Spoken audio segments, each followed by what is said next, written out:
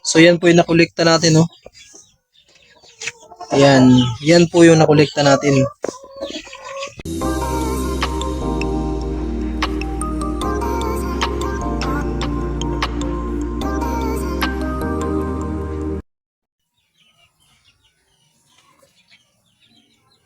Magandang hapon, guys. Isa na naman pinagpalang araw sa ating lahat, no? So, ngayon lang tayo nakapag-upload kasi medyo masama po yung pakiramdam natin, no? So, meron po kasing nagtatanong sa akin kung okay lang po ba diretso, no? I-direct na ilagay sa incubator yung itlog, no? So, sasagutin po natin yan. Okay lang po yan, no? Wala pong problema yan. Mas maganda nga po talagang quality yung ilalagay po natin sa incubator. Yung bagong pangitlog po, no? Katulad po nito.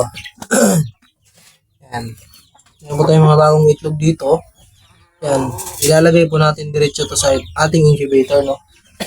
Wala pong problema ito, guys, no? Kung kahit bagong ano pa lang po ito, bagong itlog, pwede na po talaga itong ilagay sa incubator. Mas maganda po kasi quality yung itlog, no? Bagong labas ng inahin, di ba? Yan po. Yan. Ito po yan sila. Yan. So, pwede po, no? Pwede po ito ilagay kaagad sa incubator. Sa akin kasi po, minsan, pag may mga order tayo ng fertile egg, ini-stock ko po muna, nilalagay ko sa rep, na mga siguro mga 1 week, no? Tsaka natin ilalabas or 7 days. Pero, nasubukan ko naman po kahit hindi ilagay sa rep ng mga 7 days lang po, okay naman po, no? Quality pa rin po yung hatching rate niya. Pero ito po, pwede po natin ilagay ito sa kaagad, incubator, no? Meron po tayo ditong nakolekta ngayong araw na to na 7 pieces kasi humina po yung production nila ngayon kasi medyo malamig tsaka yung iba nagdulugo, no? Pero yung 7 pieces po goods na po yun sa 12 hens, no? Okay na po yun. Pero mostly kasi nangingitlog ko sila ng mga 10 pieces talaga. Everyday, pinakamababa na talaga yung 7. Mas merong pinakamababa din, 6, ganyan po. Ito po yung nakolekta natin. So yan po yung nakolekta natin, no? Yan po yung nakolekta natin. So yan, ilalagay ko kaagad po yan sa incubator, no? Medyo lilinisan ko lang ng konti kasi marumi po, no? Marumi, mayroong mga lupa-lupa, may mga putik-putik gamay, no? Kasi ano to sa kanila, natatapakan nila yung tae nila tapos dumudumi sa lupa, no? Tapos pagpupunta na dito sa pugaran, talagang nadudumihan. Pasensya na po kasi kayo. Bakit po ako inuubo, medyo masama po yung pakiramdam natin. Pero okay lang po, at least nakakapag-share pa rin tayo ng idea, no? Yan po.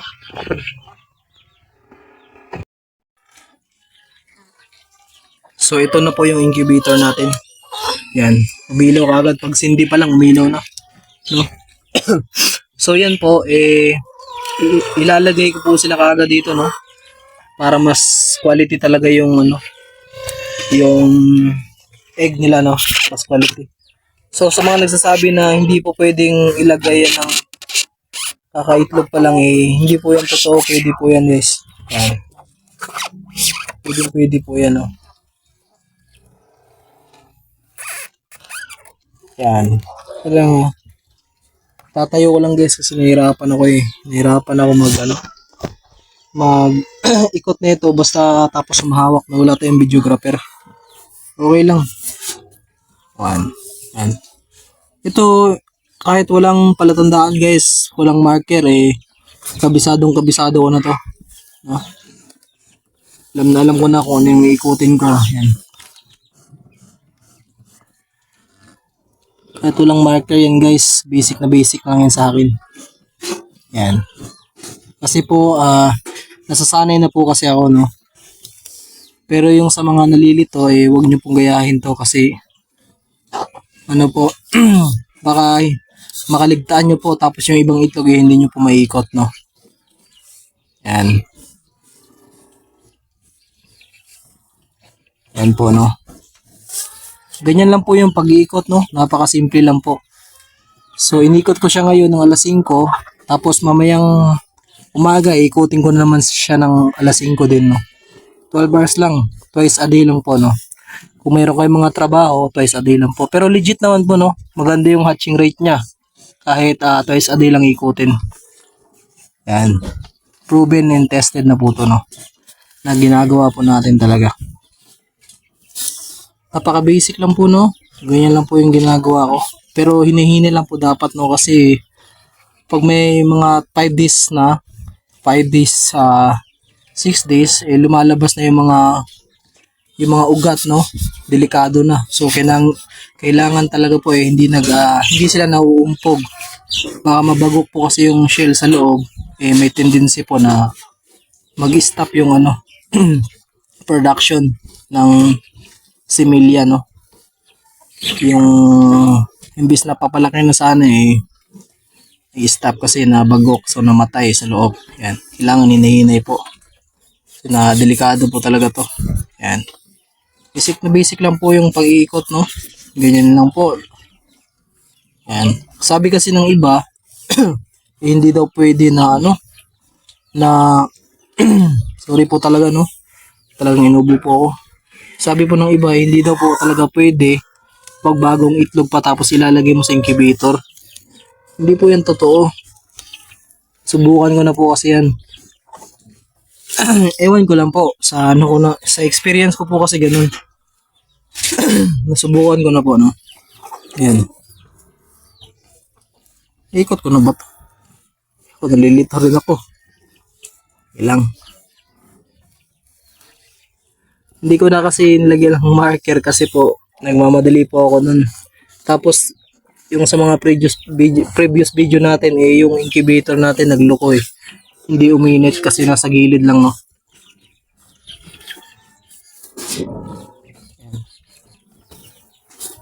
Hindi uminit kasi nasa gilid lang.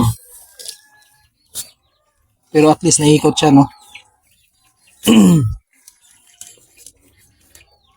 Yan.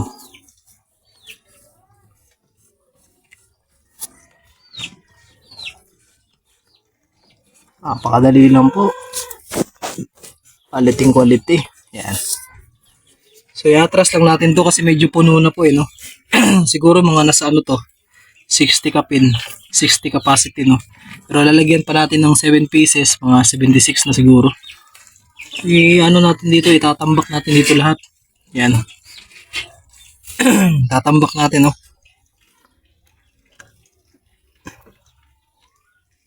Pero i-close muna po natin to tapos lilinisan lang po natin yung lilinisan lang po natin yung bagong itlog, no. Yan. So before natin ilalagay guys, no, kailangan muna natin siyang linisan. Talagang lilinisan muna. Ito yung ginagawa ko guys, oh. Ito yung sa alam nyo po yung sa tuba. Yung suka. Suka po. Yan po yung pinapanglinis ko. Ito. Kunti lang po. Huwag masyadong marami kasi delikado, no. Minsan yung sa iba, tinuro ko naman to sa mga previous video ko, no.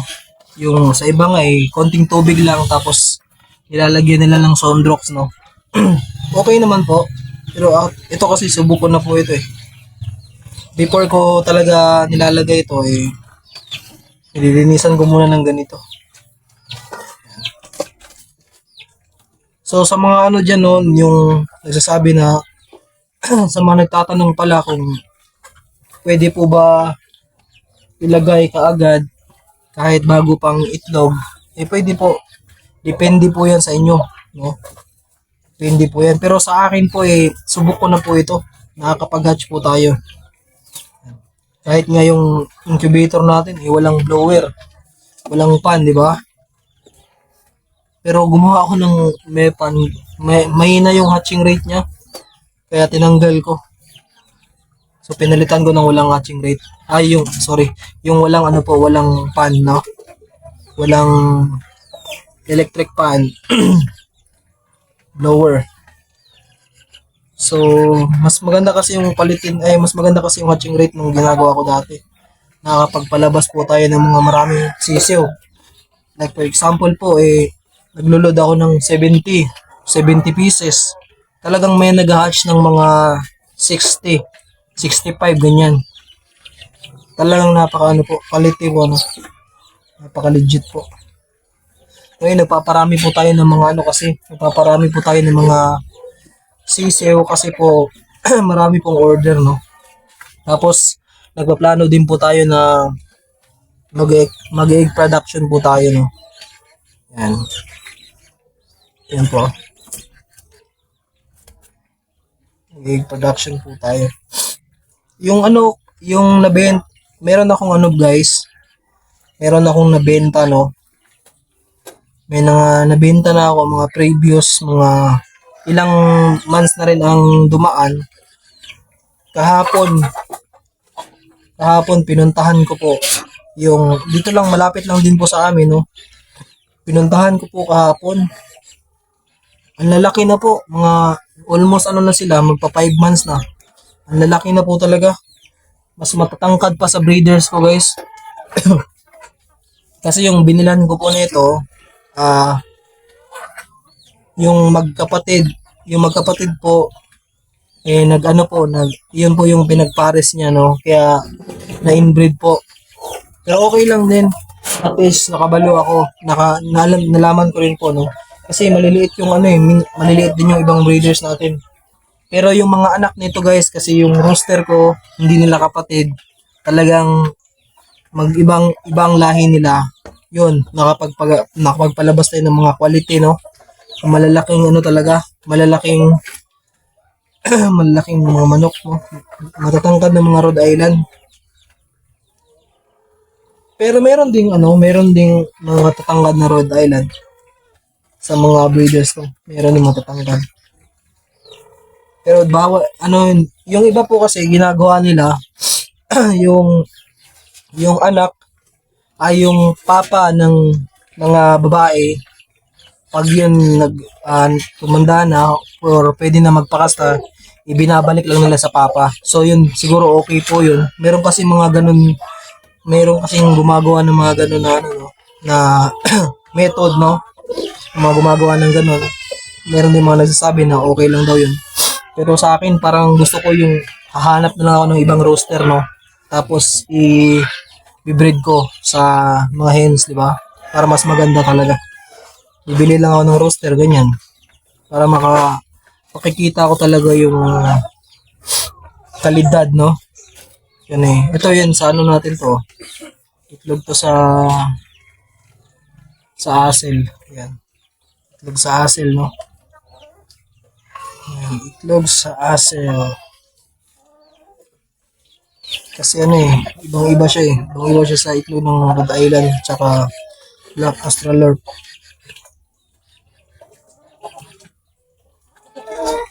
Itlog sa asil.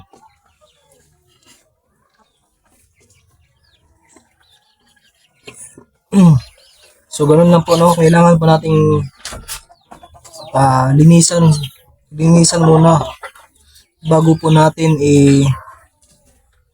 isalang, no? Isalang po sa incubator kasi para talagang matanggal din yung mga bakterya, no? Kasi nasa loob na po ng incubator. Then before po ninyo mag-incubate kayo, talagang kailangan po naka-sanitize po yung incubator natin, no? Naka-alcohol po, malinis po dapat. Kasi yun po yung mostly ginagawa para ma-disinfect, no, yung mga bakterya. Ma-disinfect yung mga bakterya. So ito, pwede na ito ilagay, no? Pwede na nilagay. Yan. Makita ko sa inyo kung paano ko ilalagay guys. Yan po. Kukunin po natin guys ha. Ilalagay natin. Ayan. Ilalagay po natin yan kahit dito lang. Itatambak lang natin yan dyan no. Yan. Lagay natin. Yan. Tambak natin lang dyan. Pahala na yun sila kung lalabas sila lahat no. Pipisa ba sila lahat guys. Basta ang importante makapag-produce ng marami. Sorry po kasi inuubo ako. Yan. Lagay natin dyan. Yan. Ito, nilunod ko sila ngayon, February 1. So, expected na to. Meron na naman tayong mga mag-hatch nito ng 24, ganyan, 24. 24 guys, no? Yan. Yan, so yan, no? Yan lang guys, no? Yan, sa mga may mga itlog dyan, mas maganda ilunod nyo agad no para quality yung ano niya egg production. Yan. Yan to. So yan lang yung setup sa ating incubator guys.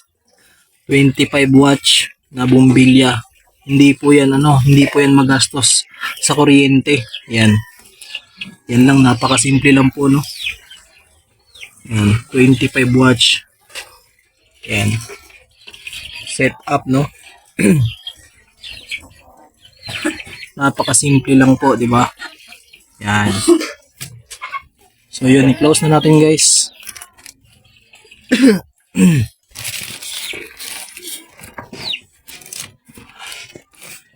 Okay. Okay. Siyempre, before tayo magtapos, i-check muna natin yung mga alaga natin, no? Yan, no? Yun, guys. 1 month na to sila ngayong, guys. Ngayong Sunday, no? Mag 1 month na sila. Ngayong Sunday. Siguro may dalawang babae dito. Dalawang lalaki, no? Tapos 4 na babae. Ang lalaki, guys, oh. Yan, lalaki nila, oh. Mag 1 month pa rin, guys, ngayong Sunday. Ang laki guys, no? Yan. Okay, sa alright guys, di ba? Yan. Ang tataas, no? Then, dito sa kabila, tingnan natin sa kabila. Yan. Yan guys, oh. Almost 1 month na ni Kapin guys, no? Ang laki na talaga nila, 2 piraso. Isang lalaki tsaka isang babae. Yan, lalaki, oh. Yan, bilis na lalaki guys. Yan, talagang masisigla. Yan. Lalaki na guys. Yan. Okay. Yan lang guys, no? Yan. Yan ang ating mga breeders. Nakalagay ko lang ng tubig, ubos ka agad, oh. Lalakas magsiinom na ito. Yan. Pero may stock naman tayo dito ng tubig. Wala rang problema. Nilalamig sila guys, no? Yan.